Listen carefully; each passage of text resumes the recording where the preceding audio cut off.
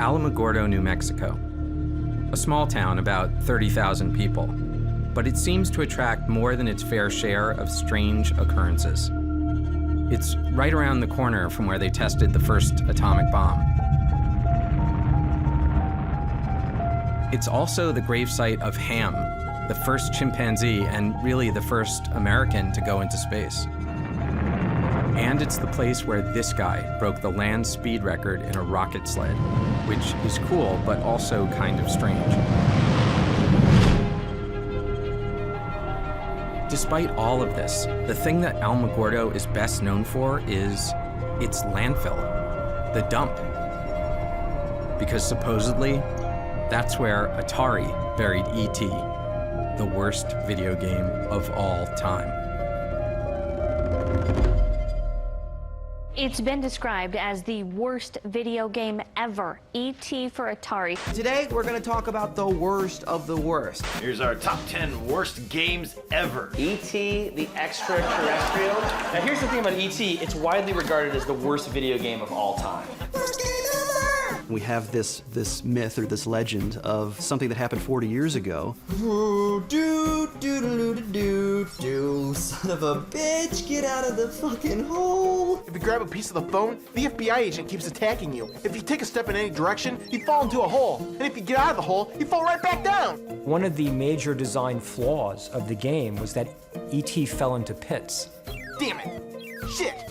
Well, come on. And guess what? It now lives out its days in a landfill. It's rumored that decades ago, truckloads of that game were dumped in the Alamogordo landfill. The idea that they had so many of these things and they were so unable to sell them, give them away or whatever, they literally had to drive them out into the middle of the desert and bury them like a dead gangster. It's almost too crazy to be believed. I think it's kind of silly because it's urban legend. It's just a great story, I think. I believe that this story endures because the adults just don't get it. And that's satisfying to the young people. Whenever you look at what the reasons are for it, nothing makes sense. What drove someone to need to hide this stuff so intensely?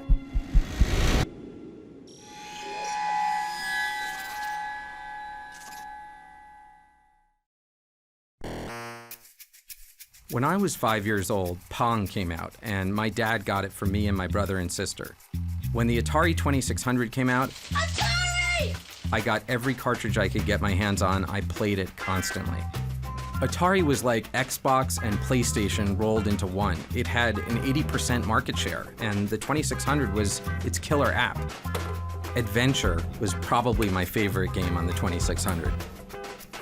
I spent 3 weeks sitting in front of my TV trying to find the first Easter egg ever hidden in a video game. It looks kind of stupid now. You were just a block who picked up an invisible dot and carried it into the special room to discover the programmer's name. But to me, finding that hidden screen was like a revelation. As an adult, I still play a lot of video games, but I also write and direct movies. That's my job. I've worked on a lot of big comic book movies, the kind they make shitty video games out of, and I even wrote some of the shitty video games. But I'm also fascinated by myths and urban legends. In fact, 10 years ago, me and this guy Werner Herzog went to Scotland to find the Loch Ness Monster. We never did find Nessie, but I still love an adventure, especially to unravel an urban legend. Today, video games are everywhere, so it might be hard to understand my generation's obsession with Atari. But for us, it was the gateway drug to a lifelong addiction to video games. And then one day, it was just gone. Sometime in the mid-'80s, it just disappeared, and there were no more Atari games. And I always wondered what happened. Where did it go? So this is the famous landfill, the burial, the final resting ground of E.T. Yeah, this is the place.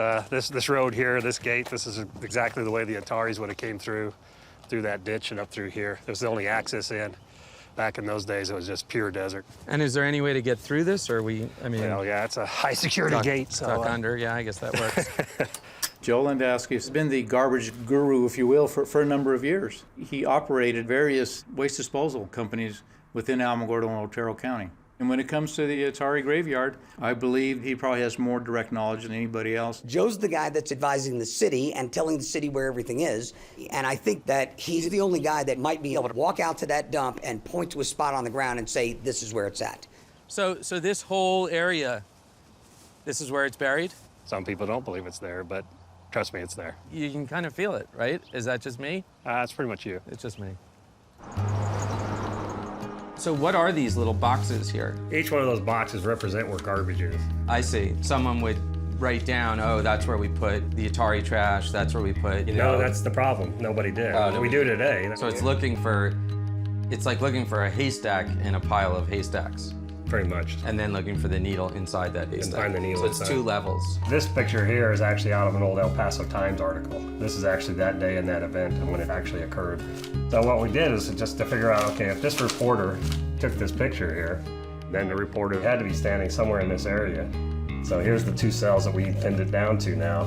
So when you come back here and put the reporter, taking the picture, and you make that line, and what you're looking for is to make sure the line intersects with the buildings. Joe Lewandowski wasn't just a guy who knew his way around a dump.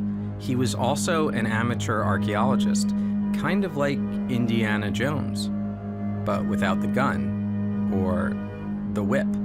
See, the newspaper photo was like the medallion, and Joe had used it to construct his own version of the Staff of Ra, and that pinpointed the location of the Atari dump, which is exactly how Indy would have done it. Joe was clearly obsessed. He believed in the legend. He'd spent over 3 years constructing a plan to dig up the landfill and prove it to the world. But he wasn't a gamer. He wasn't trying to find out why, and that's what I wanted to know. Why would the company I love so much decide to bury its future? The whole E.T. story is a very small part of the Atari story. Let me go back and explain how Atari started out. The video game came because of a convergence of me working at an amusement park summers while pursuing an engineering degree at the University of Utah. I knew the economics of the coin-operated game business. They made a lot of money. Nolan designed these incredibly elegant circuits, put together in a way that's so clever that modern engineers have a hard time understanding and repairing these things. My partner and I, Ted Dabney, started working on a ping pong game. By the end of '72, we did $3.5 million. And then we did 19 million, and then we did 35 million. It was a hockey stick. This electronic medium, which was just beginning, had some traction with people. And once you played some of the more sophisticated arcade games of the day and understood that maybe there was a chance you could duplicate that in a home game, your eyes got big.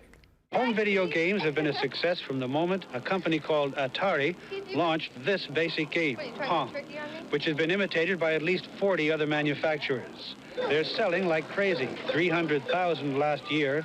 This year, 3 million. Next year, 6, maybe 10 million. We felt, well, maybe this is a time to sell to a company with deep pockets. I was in my office at Warner in 1976. The phone rang, and it was a guy named Gordy Crawford, and he asked the question I've never forgotten. Would you guys be interested in acquiring a technology-based, fast-growing entertainment company? And I said yes. I didn't know what I said yes to, but I said yes. And that led to my introduction to Atari. Atari, where the future comes from. What excited me about Atari wasn't Pong, it was the chipset that led to the Atari 2600. Pong was sort of okay, you bang up and back and up and back. But this meant you could constantly change the games, and that was a very exciting idea to me. We introduced the 2600 in 1977 with 9 cartridges. The home video game was a very close approximation of the coin-op experience. It changed the mindset of the world. Turning the television from a passive medium into an active medium, that was what we knew we were doing, and that was super exciting to be the pioneers in that field. It just blew people away. Nobody knew any of this stuff. They made it up as they went, and they were good at it, and it started everything. It was playing those games that taught people the potential of a computer. Atari, at some level, brought the computer revolution.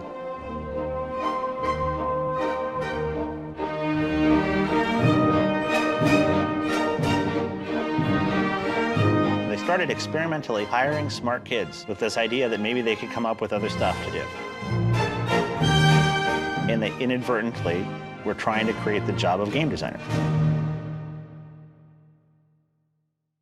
Microprocessor real-time control programming is just where it's at. So there's two kinds of things you could typically do with that in the early 1980s. You can do missile guidance systems, or like we say, kill people for 12 cents a head. Or you can make video games, which I thought was a much better application for the whole thing. What went on at Atari from the very beginning was basically that the engineers are going to drive this company, because they weren't just engineers, they were creative guys. They're like musicians, or movie directors, they're artists. Through luck or providence or both, they ended up with this department of game designers that became this dream team at Atari. These guys who made all of these classics, Tempest and Asteroids and Centipede and Gauntlet and, you know, think of a game. The culture was, these guys do what they want to do. One day, I was standing at the men's room at a urinal, and I looked down, and I saw a pair of bare feet next to me. And I looked, and here is a guy wearing a pair of shorts and nothing else. And I said something, and they said, oh yeah, that's so-and-so, he's a great engineer. He doesn't like to wear clothes. The coin-op engineers at Atari, they were great. And on the consumer side, Howard was one of the best programmers. He was one of the best of those engineers. At the heart of the creative process is the programmer. I try and create basically a sensory experience that evokes a certain feeling in the user. I mean, I tend to program from a concept. I mean, I was made for this. I mean, this was what I was made to do. January 11th, 1981, I showed up for my first day of work as a game programmer at Atari. So do you remember the first day you showed up here? Absolutely. My first office mates were Todd Fry and Rob Zadibble. And I had an understanding that there was a lot of dope that was smoked at Atari when we were there. And so on my first day at work, I brought a joint because I didn't want to be, you know, I wanted to be a courteous guest. And so I showed up. Which, by the way, this is a good lesson for our younger viewers. If people are doing drugs, bring your own so you fit in. Todd walks in, shuts the door, and says, I'm going to get high in here, so if you don't want to be around this, you better leave. No, actually here. I said, I brought a joint. And he sort of looked at me, he went, I'm going to smoke some real stuff, okay? That was my introduction. That was my first day at work. We wanted people who worked hard and yet had fun at doing it. How do we mix up so that we don't know the difference between our work and our play? The company's motto was, we take fun seriously, but we used to say, we take fun intravenously. And they didn't like that very much. No, I don't know why. The party atmosphere was actually a calculated plan to incentivize. I would set quotas. If the quotas were met, I'd throw a kegger. They would just roll out in a car, go to a liquor store, and they gave someone a company credit card, and they came back with a bunch of booze, and we consumed it. Over there is where the hot tub was. Inside on the first floor, there's some great stuff that went on in that room. Over here, here's the hill that, you know, one day I was wearing a dashiki shirt, which I was very into back then, and I would do somersaults down the hill. I might have had some cocktails that afternoon at that point. Did you know that you were entering this crazy party atmosphere that you'd be? No, even though I was told I was, I had no expectation that it could really exist. The best recruiting tool we could have for an engineer was to bring him over to one of our parties. Hey, what's happening, people? Hey, how's it going? What's happening? And they felt, hey, I'm a nerd. There are girls here. They're talking to me. It's good. That was the culture. These guys are the lifeblood of the business. They do what they want to do, and that's fine. In some ways, things happened to me over the course of 3.5 years here that made the next 25 years really tough, because it established a standard of what professional life and life in general could be. And I never let go of the thought that my life could still be this or better. I just didn't know how to do it. It's really intense for me to come back here. This is the first time I've been back here in 30 years. And this was the place where I was introduced to what life could be for me. What a working life could be, what real creative satisfaction could be, what doing something really meaningful could be. Those are all things that come back to me in this moment. And it's very intense. So what really happened back in 1983? People heard the rumors, but Atari denied the dump ever took place. and eventually people forgot about it. But with the growth of the internet and all of its best and worst lists, E.T. and its burial went from small-town gossip to full-blown urban legend. By the mid-90s, videos began to appear online that seemed to suggest that anyone with a shovel could go out in the desert and dig up the buried games.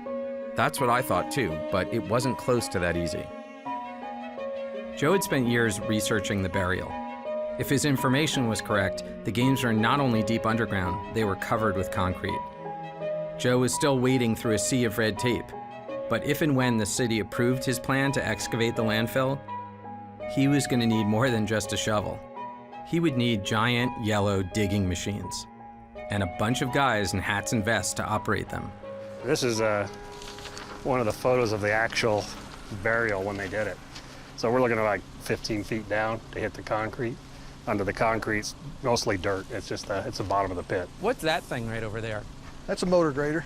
A motor grader? Yes. That's for really just fine grading, you know, like the highways and roads, and fine planing large areas. So we conceivably might need that for this, right? No. I mean, but you could bring it out before, right? I mean, you might want to park it there so it's ready. No, not really. Oh. No, we're fine. I don't know. Not my field. I am concerned that Joe's moving kind of quick, and we do need to throw some brakes on and slow it down. The opposition comes from environmentalists, maybe within the community, and the concern is that Alamogordo also may have something else buried in the landfill that may be hazardous, and we may not know exactly where this location is. Nobody really and truly has dead honest records as to where everything is buried out there, and we're talking potential mercury-laced pigs, malathion, possibly DDT. There's potentially lead in there, maybe some other dangerous metals that are in those cartridges. I don't want to be in an area where we might crack open a sealed tomb, so to speak, of these hogs where mercury gas comes out. So I don't want the Stephen King novel of we hit the wrong spot and all of a sudden we are evacuating Alamogordo. That is unacceptable to me. If there's a problem that the New Mexico Environmental Department perceives, we're not going to be able to proceed. Until I'm satisfied it's safe, it's not going to happen, at least within my power. You know, there's only so much power that I have.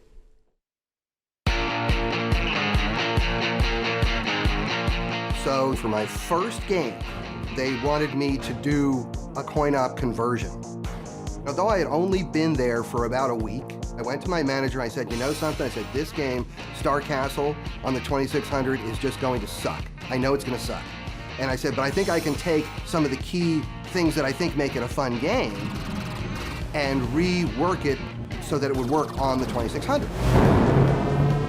And so they said, okay, go ahead, do what you want to do. So how did you learn how to program a game? I just read the manual and started writing the game. No one had ever done like a backstory for a game before. And I thought, this is my first game, and I want to be involved in every part of it. I want to make it the best thing it could possibly be. So I wrote this like 7-8 page story. I stayed up all night just writing this story, knocked it out. And it was a science fiction story about flies that get on the first interstellar spaceships and mutate and evolve and take over the solar system. But now they're under attack by this other monster and stuff. And that's a short version of the story. So I thought, well, I need to name it.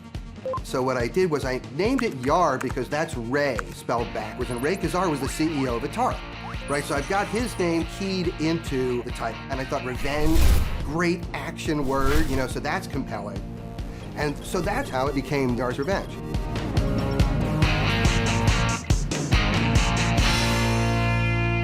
When Yar's Revenge came out, it was a hit. It was huge. Games that could look like Yar's Revenge looked, that could draw that kind of stuff, were like magical. Even though Yar's Revenge might look primitive, you know, it looks like the superconducting super collider compared to a lot of the games that were out there at the time. I remember the first time I put the cartridge and I was like, what is this? It really is a very innovative shooter of that era. Getting a ship to fly around so it's fun just to fly the ship around is a trick, especially in that hardware. The enemy was cool and scary, and it felt really good to defeat it. You feel like it's your victory when you beat those challenges, and you feel like it's your defeat when they beat you. And you will keep coming back because you didn't lose by being cheated. You didn't lose because the game did something unfair. You lost because you weren't quite good enough. And all of the great games sit right on that edge. I remember playing Yar's Revenge one day, and we happened on this trick that let you, if you were on this right spot at the right time in the game, and it was in between levels, these initials came up. The initials were HSW. To us, it was some weird mystery, like we had to figure out what HSW meant. And finally, in one of the game magazines, they published what HSW meant. Turns out HSW means Howard Scott Warshaw, the guy who made the game. Yar's Revenge was the first game that Atari ever did where the programmer's name went out with the cartridge. Yar's Revenge had a lot of firsts, and that was just one of them. Yar's Revenge is the best-selling original game for the Atari 2600. It sold something like 1 million copies. Every reviewer at the time thought Yar's Revenge was one of the best games Atari put out. You know it made a lot of money for Atari. In 1981, this is a company that made operating profits of something like $375 million. One of today's greatest marketing triumphs in the entertainment field is video games. It was beyond comprehension, the fastest growing company in American history. This was an explosion. Even those of us who were in the middle of it were shaking our heads going, oh my God, this is amazing. We were the most successful coin-op company, we were the dominant consumer company, and we sat around literally saying to ourselves, what are the categories of games? What are the capabilities of the 20th century? Where is this industry going? Everything that Joe has put together on this Atari graveyard so far seems to be coming true. I'm in favor of the Atari games being dug up because it is the largest myth in the gaming world. I believe that Joe just thinks it'd be an outstanding event for Alamogordo and a way to get us on the map.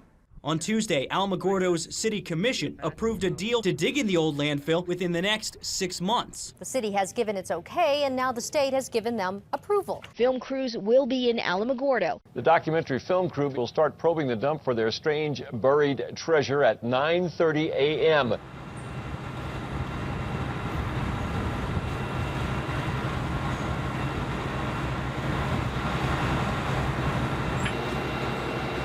So this is an impressive looking machine out here. What the hell is it doing?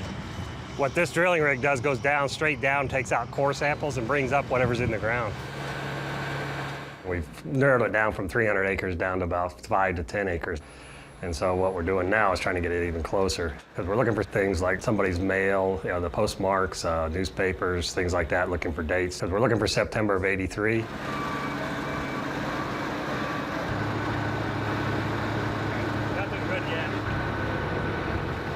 Don't you think people are going to be disappointed if we dig it up and we don't actually find the ET games? I mean, wouldn't that be... That'd be very disappointing for all of us, all the work, 3 years of work put into this. So what do we do then? You're just going to dig up the whole landfill or something? No, we can't. The Environment Department will not allow that to happen. You're saying that there's a possibility that this could turn out to be a giant waste of time. I think I said it before, I'll bet the car, I won't bet the house.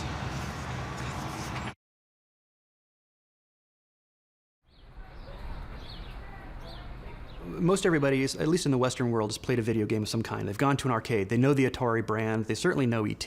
And so I think there's a universal curiosity about this game.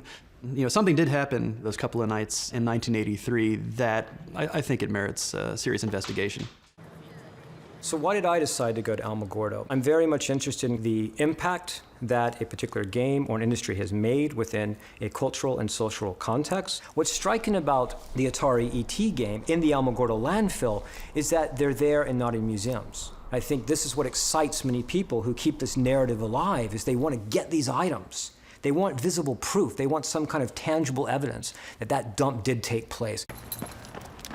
I've been professionally making games since about '94, but more than that, I'm somebody who's been chiefly doing a lot of historical work with video games, trying to preserve video games and get people to understand that video games are more like art. And so I've been doing a lot of video game preservation and education. I always thought one day I'm going to go over there and I'm going to see finally, once and for all, like where it's buried. I almost don't even really need to know what's in it. I almost want to keep that mystery alive. To me, under that landfill is actually the burial site of an entire industry, because what affected Atari at the time affected everyone. And everything that I thought was going to go on forever stopped. And it stopped almost at that same moment that whatever's there was buried. So for me, I want to find out what is there. It's like opening the Ark of the Covenant. It's like, you kind of want to look, but is my face going to melt off? I don't know.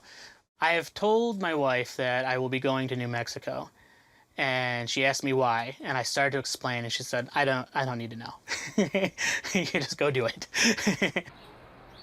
You want it Ernest on screen? Whatever. Ernest is my fancy writer name. Ernie is what everybody calls me. All right, so we'll use your writer's name. How would you describe yourself? Screenwriter, novelist, gentleman adventurer. The thing about having an Atari for me was it was a simulator. Like I could simulate being Indiana Jones or simulate being E.T.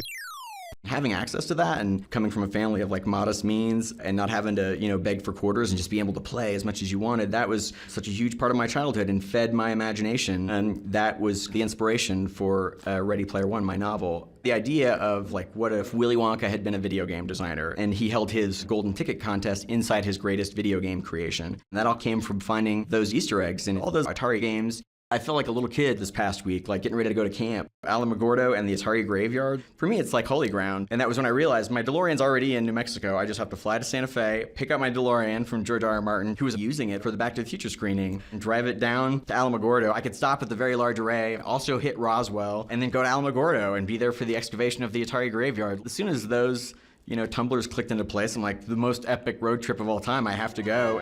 It's like I'm Indy going to Westeros to meet Doc Brown and then save E.T.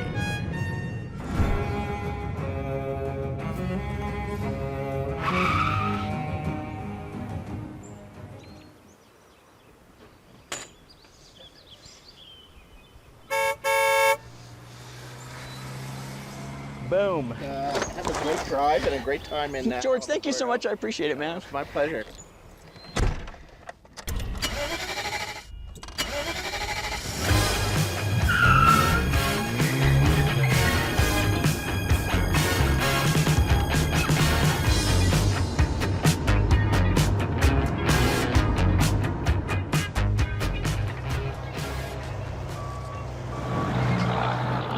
Right there. There it is. This is a good piece of evidence because right here. Is that the date right there? Right there. You got Sunday, October 2nd, 1983 right there. That's good, right? Yeah, Atari was from the 23rd to the 29th of September. So this is like a week later. Well, it's not even a week. It's like 2 or 3 days later. Well, I'm not that good at math. The Ataris would have been on the bottom, then garbage from the following weeks would have been piled on top. Right. So where are the this games? This is the following week. In here. No games yet. No Atari stuff at all? No, not yet. Not yet. Okay. I love the challenges. I love the mystery. I love the especially when people say they'll never be found or they're not there. That just makes the challenge even better. I put 3 to 4 years of this research, planning, the politics, the environment department. I mean, many things to get to this point. Yeah, now it's very important that we find them.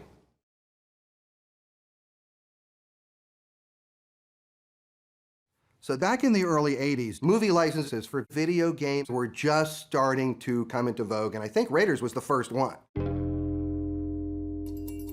So they needed someone to do Raiders of the Lost Ark. I think what happened was yours was very successful, and so they wanted me to do a big game, and then it was up to Spielberg. So when I went down and met with Spielberg, and if Spielberg would have said, I don't think he's really right for the game, they would have sent someone else. Can Indiana Jones escape from the forces of evil? In Atari's Raiders of the Lost Ark adventure game. What was the reception of the Raiders of the Lost Ark game? It was another million seller. Raiders was huge. I mean, I can honestly say I'm the only programmer in the history of Atari where every one of my games that was released was a million seller. The word meteoric comes to mind. And now, Steven Spielberg brings us E.T., the extraterrestrial. Spielberg says, well, my pictures, they open slow, and they build, and they hold, and da-da-da-da-da-da. And I just looked at him, and I didn't know anything. I said, not this one. It was E.T. I said, it's gonna open huge, and it's gonna stay huge.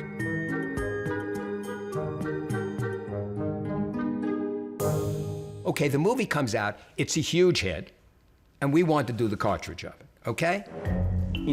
Every time you try to take some kind of a property and move it into another medium for a pure profit motive, you get trouble. Specifically, with respect to games, it's like, let's go see if we can exploit this movie as a game. Maybe we could make extra money out of a profitable franchise. Now, there was a negotiation going on between the Atari people and the people at Universal about what we're gonna pay. And Steve Ross, who was the CEO of Warner, got in, and for whatever the reasons, he agrees to a deal that is so off the chart, nobody believes it. But he does it. It was $20 to $30 million. It was some crazy number. Steve Ross basically was trying to woo Steven Spielberg to come to work for Warner because he recognized that Spielberg was a genius. And that all plays into this story. Well, we acquired the rights to E.T., and we had to have the game out for Christmas. And that's a problem. One afternoon, I'm sitting in my office, and a call comes in, and it's Ray Kazar, and he's calling from Monterey. So I take a call, and Ray Kazar comes on the phone, and he says, Howard, can you do E.T. in 5 weeks? And I said, yes, I can. And he goes, okay, in 2 days, I want you to be at San Jose Executive Airport. There'll be a Learjet waiting for you. Be on that jet. Be ready to propose the game to Spielberg. During that meeting, when I flew down on the Learjet to go meet Spielberg and present the game to him, even though I only had 5 weeks, I still wanted to innovate. So I proposed a 3D world that the game was going to take place on. And the huge scope of what I was trying to achieve, it walks that line between really trying to make something happen and venturing into the impossible and walking off a cliff. The emotionality of the game was supposed to come out through the interaction of the characters. You have the FBI agent who's interested in what you have. That's why the FBI agent just steals stuff that you were holding. You have the scientist who's interested in who you are. The scientist actually carries you back to the city because they want to study you. And Elliot comes in to save you. There's times where you can call Elliot and he will help you out. And so those are the kind of things that I had that I thought created possibly some sentiment. And at one point, Spielberg says to me, he goes, you know, couldn't you do something more like Pac-Man?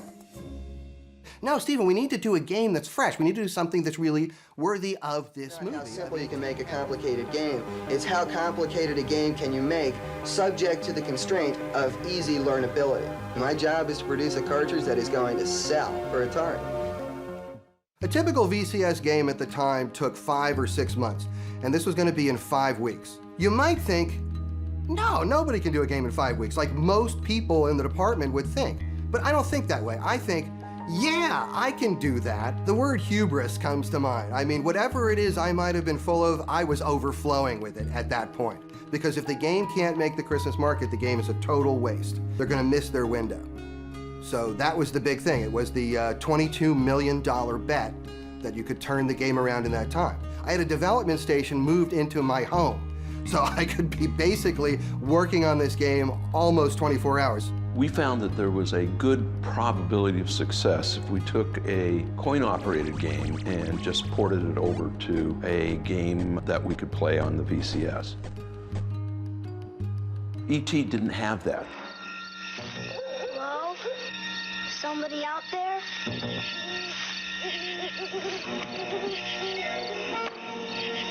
E.T.? Video game? It's the video game that lets you pretend you're E.T. Okay, so the game's done, and one of the conditions I asked for was that Steven Spielberg is the one who approves the final game. So Steven Spielberg played the final game and approved it for release. Howard, who is a certifiable genius, went off and about a number of weeks later came back with a concept and a game plan. And I was amazed at how difficult it was, and yet at the same time how much fun it was to play. Have you seen the latest update? I've seen the final game. Are you happy with it? Oh yeah, it's my favorite. Of course, I'm biased. I made the movie. So Steven Spielberg thought it was okay, so I thought, all right, I'm good with that. And not that I'm blaming him for anything. No, of course not. But it's his fault. The video game that lets you help E.T. get home. Just in time for Christmas. after E.T. was released, there was a great sense of relief that we'd actually made the schedule and everything was good. And then the game went out into market and it was very high on the Billboard list, and again, things were good. I got E.T., I think it was Christmas of 1982, if I remember correctly, and I thought it was like I was going to be the guy on the street who had E.T. before everybody else. Turns out everybody I knew got E.T. that Christmas. After a while, people start going by me in the halls, people from other buildings, people from marketing and management, and they're saying things like, you know something, Howard? You did a great job. We don't blame you. That was really something what you did. You really came through for us there, and we don't want you to think we think anything else. This really isn't about you. Don't feel bad. It's okay. It's cool. And I'm thinking, like, what the hell are they talking about? E.T. was a really hard game. It was the kind of game that was brutal, unfair, didn't make a lot of sense. I grew up in London, and there was a video game store in my town that let you rent them. I don't know what the rental was, like 50 pence for a weekend, and I still remember feeling like I wasted my money because it was bad. People aren't liking it, and people aren't liking it a lot. And what made it particularly bad was my memory of the movie was so great. I love the movie. Everyone loved the movie when it came out. It's a great movie, still is a classic movie today. And so this massive chasm that existed between the quality of the movie and the quality of the game that it was based on, I think just made it seem that much more like a slap in the face. Okay, well, maybe it won't sell 6 million, maybe it'll only sell 4 million or 3 million, that'll be okay. And then there's like returns. People are returning the game. They made too many. How many they made, I don't even know. They made like 4 million cartridges. That means there could be millions of carts coming back. So what do you do with useless, worthless product? How do you get rid of it? Bury it. That's a pretty good answer. Well, career change is not anything new for me. I've been through a number of different careers. I actually went and got a California real estate license and then a broker's license and did that for a while. I did that just long enough to know this was like the last thing in the world I wanted to do. And now I am a licensed practicing psychotherapist in California. And I'm a very unique therapist in that I have a master's of engineering and I also have a master of arts in counseling psychology. I mean, I'm the Silicon Valley therapist. I'm very good at translating between English and nerd. And this is the first time since I left Atari that I feel I'm doing what I really love doing. So it took me 30 years to get back to a place that I don't feel I'm a step down from where I used to work. And that's many, many different jobs. I know this dig is coming up and I'm gonna be there. I'm gonna be standing right there. And I am gonna literally watch my past being dug up. And that's a weird kind of thing to anticipate. My hopes are in one way, my expectations are another, and I don't know what it's gonna be. I really don't know what it's gonna be. I don't know what it's gonna mean to me if something comes up, if it's there.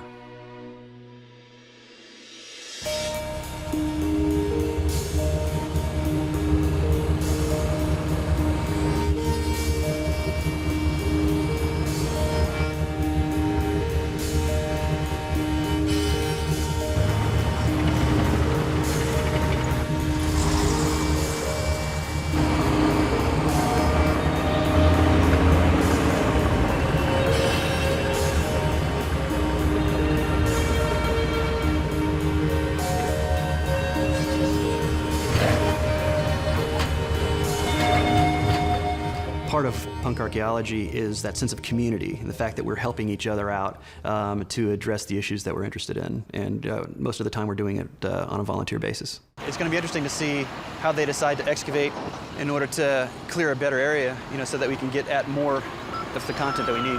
One of the people down there did confirm finding a Donnie and Marie poster. Yeah, which is awesome. Well, basically, because we're going to treat this as a salvage excavation, we will dig a trench. We'll go through and excavate the material in the pits that we dig, at which point we'll send them up to the tables. We'll sort through the material, we'll weigh it, we'll count it, identify it, and that's the plan. So what's happened so far today? Basically, we've started digging on the hole, and the trucks have already started going through the train. So just so people understand, and probably right now I'm cutting to an awesome diagram of this. There's like 20 feet of garbage that's on the top of wherever the games are buried. Garbage and dirt. Sorry, garbage and dirt. Right. In the diagram, it's going to be pretty clear. And so that all has to be taken away, right? Yeah, we'll get the vast majority of the hole excavated out. And so far, have we found anything and found any Atari games? Or? No, nothing. Nothing yet. And son, I mean, you seem pretty nervous. Right. Are you? Oh yeah, terrified. Terrified, okay. I gotta be honest, I'm nervous as shit. I don't know if that'll help motivate you guys, but... Yeah, that did it for us. Yeah. We need to get back to work, yeah. Great, let's go. Now that you've done that. Go team, way to go. Son, calm down, buddy.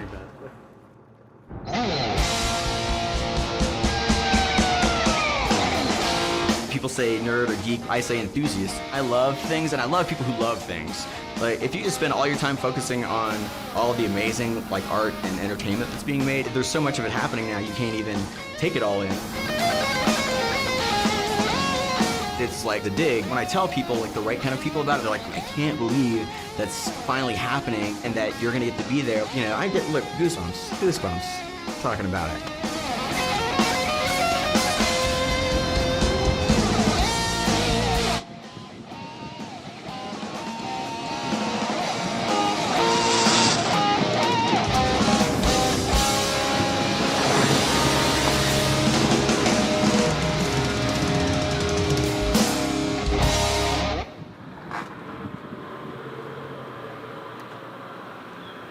local video game shop in Austin, Texas, Game Over Video Games, gave me every copy they had of every one of Howard's games.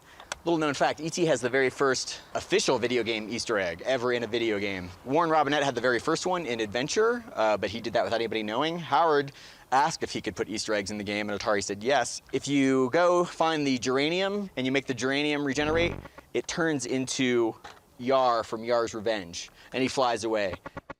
The first time that happened to me when I was 11 years old, I shit myself. And then if you do it again, it turns into Indy from Raiders of the Lost Ark. So Howard hid characters from this game and this game in this game.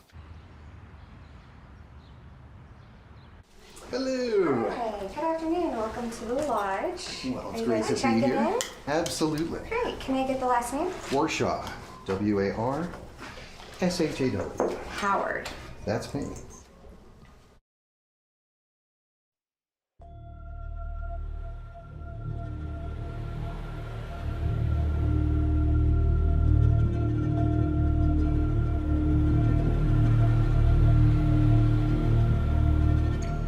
So it's the day of the actual dig, and my wife and I are in a van on our way to the landfill. It was a strange feeling. I mean, I was like nervous, and I didn't really understand why, but I just had this sense, just like a tingly thing, that something is going on here today. And as we pull into the landfill, there are already people there. And then there's more people, and we go on, and there's more people, and it just keeps going and going.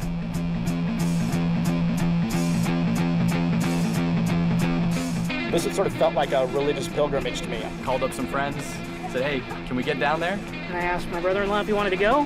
Heck, let's do it. Let's check it out. And my wife said, whatever.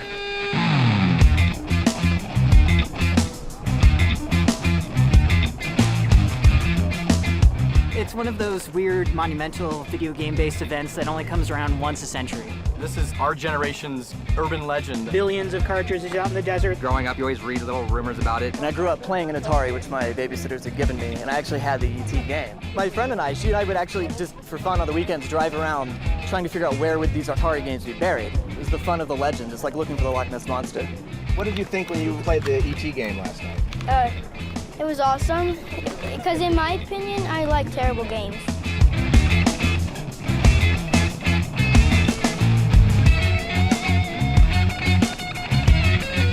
To come back and to relive the feeling I got off those games is something I couldn't pass up. I just want to know about the urban myth, see if it's really buried out here. I just came out here to be part of video game history. Had to see whether it's true or not. You have to be a special kind of nerd to be able to want to drive 28 hours for a video game. The myth that E.T. the video game for the Atari 2600 was the worst video game of all time, it would be so great to debunk that because it's just not true. And also to redeem Howard Scott Warshaw because he's an amazing video game designer and his game was great. Cool car. Yeah, I like that. E.T.'s in there. This morning, coming to a dump in a small town in New Mexico, there were people lined up waiting to get in. What's the last time you saw a line of people waiting to get into a dump? It totally took me by surprise, but in a delightful way. You never go to a dump unless you're throwing something away, and here we are trying to find treasure, buried treasure. I think they'll find something. And the cartridges had to go somewhere. Why not here? It is a lot of open space. Great place to dump a million cartridges. There is a definite possibility that there is games. This is archaeology for the time I grew up. So the nostalgia for anything that came out of that era is pretty high.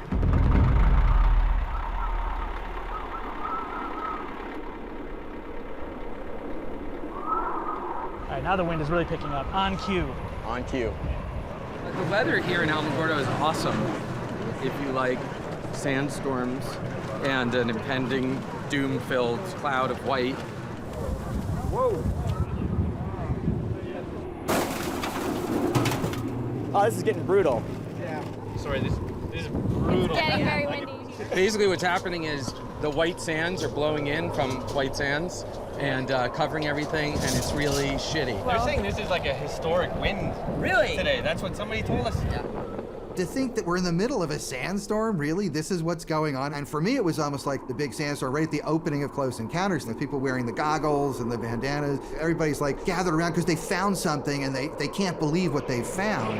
Oh, we're the first! This is Tony Johnson from Denver, Colorado, who ran up to me in my DeLorean. He's like, I found something.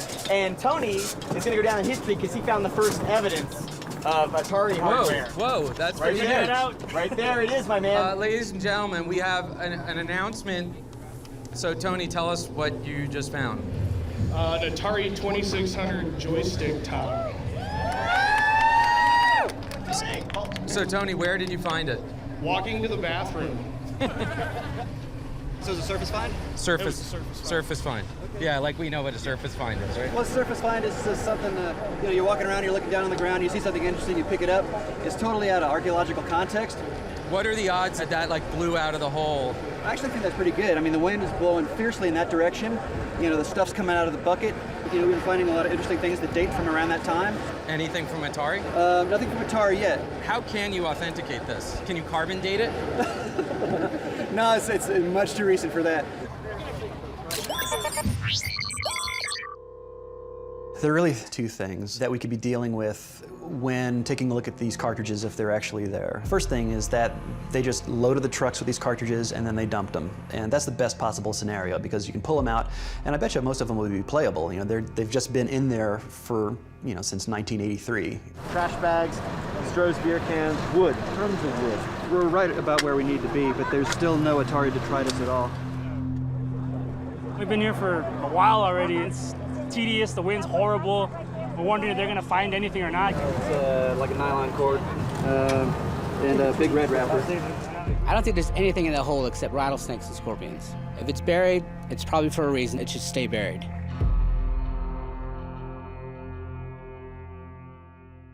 I wasn't thinking that something was really messed up until late '83. To me, Atari was never going to go away. It was this thing that was just part of my life, and the thought that there could ever be a day where there was no Atari, or no Atari 2600, never crossed my mind. E.T. comes out, and E.T. is not so great, and somewhere toward the end of the year, I'm starting to wonder, are we making our numbers? Which leads to one of the worst nights of my life. On December 7th, 1982, I get a call from Dennis Groth, who was the CFO of Atari, and he says, Manny, here's the new budget. And it's a huge shortfall from what we had been told.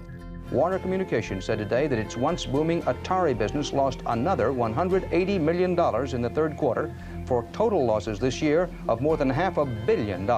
I was starting to see enough signs in the company that things were starting to unravel. It was unraveling hard and fast, and we didn't have any ready solutions. Several Atari executives, including Atari's chairman, Raymond Kassar, sold Warner stock shortly before the negative earnings announcement and the decline in the price of the stock.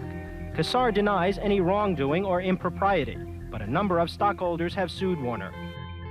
So they got rid of Ray Kassar and they brought in a guy from Philip Morris, and when he came in, Atari had 10,000 employees, and within about 4 months or 5 months, Atari had 2,000 employees. I really got that we had lost 80% of our staff. In the short run, the market is frequently irrational. In the longer run, hopefully it's rational. The wild upside ride was over. I did not understand the extent of the downside ride that was coming. This is slipping away. The train is derailing. It's not going to keep riding, and what am I going to do next? It was a big emotional blow. It was my baby, and I hated to see it abused. New Media Magazine credited E.T. with destroying the video game industry. That's interesting. I think that's really interesting that I could be single-handedly responsible for toppling a billion-dollar industry.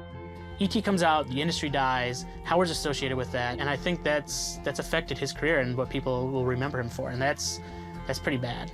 The fact that a guy's career got destroyed because he did E.T., given the circumstances surrounding doing E.T., it's completely unfair. I mean, it's sad. It's really sad. There's this video game Walk of Fame. There's also this show called Dice where they give out Lifetime Achievement Awards. Howard's not in that. He's not put in that same group. They kind of keep him out of all these things, and it's kind of a shame. The day I left Atari, when things really fell apart and it was over and I'm literally carrying my garbage out to my car to leave for the last time, that was a very depressing moment for me, because I felt I was losing the most important thing in my life. And I also knew it was so unreal that I'd never be able to recreate it.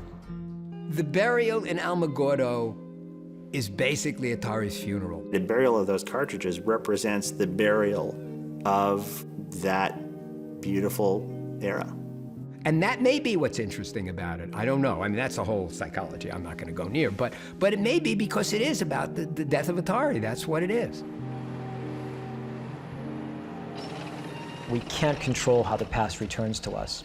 We may get something that no longer resembles an ET cartridge. We may get something monstrous, something twisted, something decayed. We may not even know what we're looking at if we unearth Atari's ET. Part of me feels that when you finally crack open this place and you start to look, it's going to be a lot like the Ark of the Covenant. It's just going to be a bunch of sand. But another part of me hopes that what's found there is going to lead to a lot more understanding and a lot more discovery about what really happened. Shit, you see what I see? What's his name? Joe! Joe! What's that? What is that right there? They want me to come in? Let's go. So what's up? You guys find something? I should have brought my binoculars. Can you show me?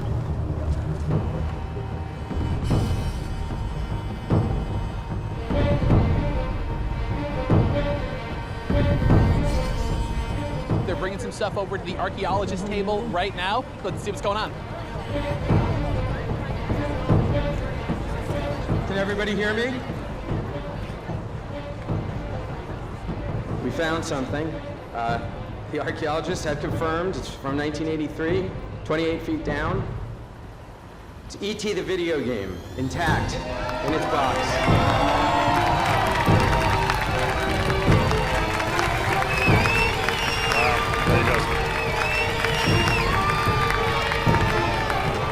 It's an emotional event. They backed up this legend with fact, and it's incredible to be a part of it. Good job, Joe. I wasn't nervous till we got down to that where he was almost reaching his max length. But yeah, it was a big weight off my shoulders when that bucket came up and E.T. was there too. Congratulations, dude. Thank you. I didn't think they were going to find him intact. I thought for sure they'd be crushed and ruined, but now I got goosebumps. And it's not because of the dust storms. What's this moment like for you? Look at all the excitement that's been generated today over something I did 32 years ago.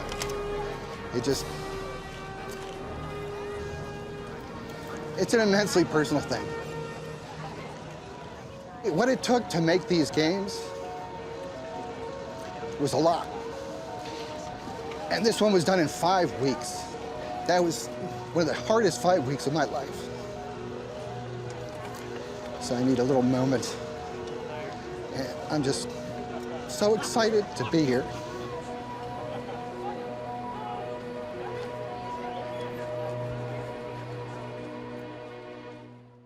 A lot of these people who are complaining about ET had never actually even played it. And ever since then, I would talk to people and they would talk about ET, and I'm like, well, have you ever played the game? And it would come out that they didn't. They would just kind of continue this myth of the game being really horrible. It is a good game. It wasn't the worst that Atari had to offer. I remember getting a game called Firefly. That is the worst game for Atari. That's what everybody should be focusing their efforts on, not ET. Let me be clear, the worst game ever made was obviously Trespasser. So I just want to be clear with that. With the shitload of just horrible, poorly made, cranked out Atari games, to call E.T. the worst one is just shameful. In contemporary game culture, we like trashing games. I don't mean putting them in landfills, but verbally, trashing game design. It's become fashionable to sort of regard E.T. as the worst video game of all time. In fact, it makes everybody's list as the #1. And I'm going to go out on a complete limb here and say, and maybe people will attack me for this, but I'd rather play Atari's E.T. than any Call of Duty. You know, in context, given the time and the situation that Howard had to live in to program that game, it really is an astonishing masterwork. If he made an amazing fucking game that's a whole self-contained world in 5 weeks, that's even more impressive. I don't know any human being who could have turned E.T. in the time frames involved into a really successful game. He should be applauded for being able to have done anything in the time that was allotted. The scorn should be heaped upon those who thought that it was even rational to try to build a cartridge in a month and a half. The analogy that people always use for these first-timers, for people who try something first, is the first penguin analogy, where the first penguin who jumps down the hole through the ice is the one who invariably gets eaten by the seal. But if there wasn't a first penguin, then the penguins would be going down through the ice. So, sucks to be the first penguin, but somebody's got to do it.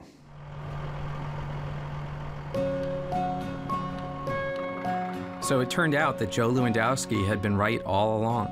The games were buried, almost exactly where he had predicted, and no mercury-filled pigs popped up out of the ground. So the legend of the burial was true. Or was it? When the archaeologists cataloged all the games, there were a bunch of E.T. cartridges, but nowhere near the millions that were such a big part of the legend. In fact, E.T. made up about 10% of the total games found. The rest included some of the best games ever made: Defender and Centipede and Yar's Revenge. There was even one copy of Adventure, which I snagged. The burial wasn't a cover-up or done out of shame. It was a warehouse dump done by a company in financial distress. At the time, the Alamogordo landfill was just the most practical solution. E.T. wasn't buried because it was the worst game ever. People called it the worst game ever because it had been buried. And as a result, it got blamed for destroying an entire industry. The game and its creator had taken the rap for a crime they didn't commit.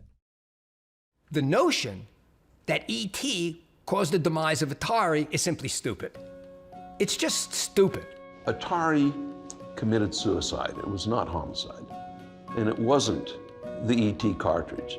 It was a concomitant effect of a lot of missteps in technology, in deployment, in marketing. So people say E.T. destroyed the video game industry, and I'm sure I've heard that before, but it's just really funny. No, the behavior pattern that created the conditions for the E.T. failure is what destroyed the video game industry.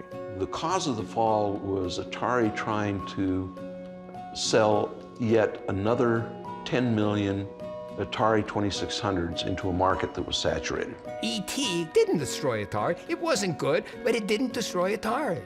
That's one of those things people say. And the reality of life is, if enough people say it, it becomes the truth for people. A simple answer that is clear and precise will always have more power in the world than a complex one that is true.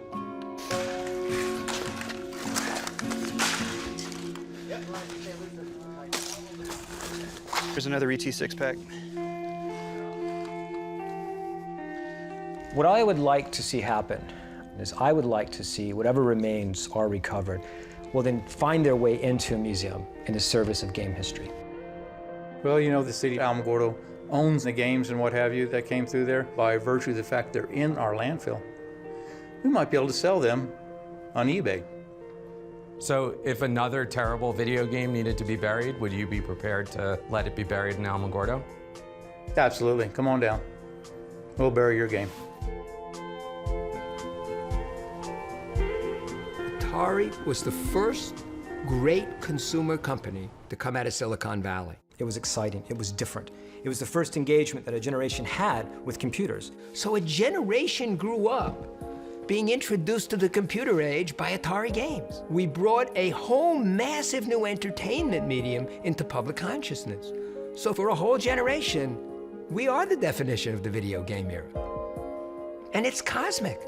These guys really never got their due for really starting the whole industry. 3 Lives was invented by a person flying a ship around was invented by a person who had to figure out what that was. And it was so good that it was copied everywhere. And because it was copied everywhere, and because it's so ubiquitous, it's impossible to remember why it was so special. I think Atari's legacy is that we started the Silicon Valley ethic of engineers as rock stars. It didn't exist before. I think the casual culture, the meritocracy, didn't exist before. I believe these are underpinnings of the things that made and continue to make Silicon Valley a special place in the world. And I think that Atari will continue to endure as an icon of innovation.